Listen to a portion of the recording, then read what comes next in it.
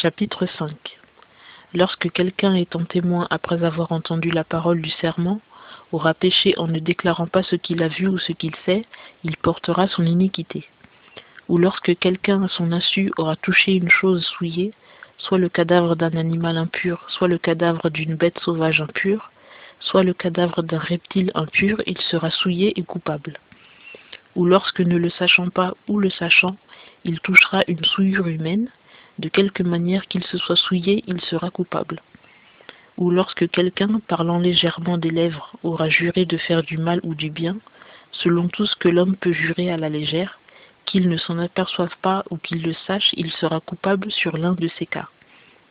Quand donc quelqu'un sera coupable de l'une de ces choses, il confessera ce en quoi il a péché, et il amènera à l'Éternel son sacrifice pour le délit, pour le péché qu'il a commis, une femelle de menu bétail, une brebis ou une chèvre en sacrifice pour le péché. Et le sacrificateur fera pour lui l'expiation de son péché. Et s'il n'a pas le moyen de se procurer une brebis ou une chèvre, il apportera à l'Éternel un sacrifice de délit pour son péché, 2 tourterelles ou 2 pigeonneaux, l'un en sacrifice pour le péché et l'autre en holocauste. Il les apportera au sacrificateur qui offrira premièrement celui qui est pour le sacrifice de péché. Il lui brisera la tête près de la nuque sans la séparer. Ensuite, il fera aspersion sur un côté de l'autel du sang du sacrifice pour le péché, et le reste du sang sera exprimé au pied de l'autel. C'est un sacrifice pour le péché. Il fera de l'autre oiseau un holocauste selon l'ordonnance. Et ainsi le sacrificateur fera pour cet homme l'expiation du péché qu'il a commis, et il lui sera pardonné.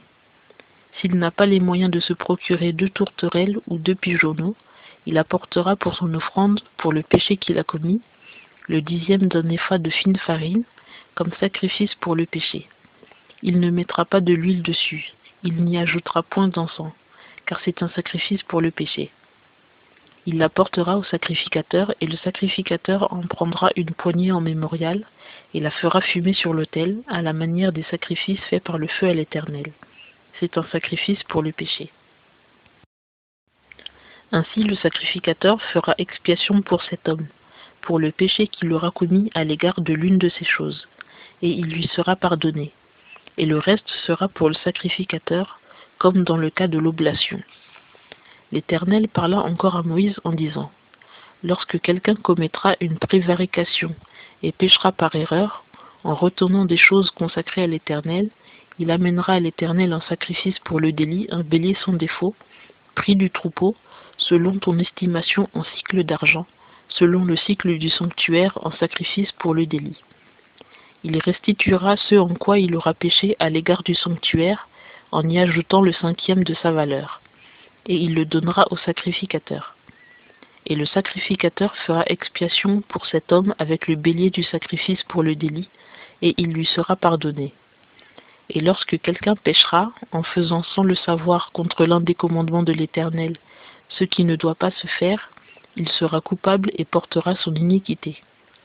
Il amènera donc au sacrificateur en sacrifice pour le délit, un bélier sans défaut, prix du troupeau, d'après ton estimation, et le sacrificateur fera pour lui expiation de la faute qu'il a commise par erreur, et sans le savoir, et il lui sera pardonné.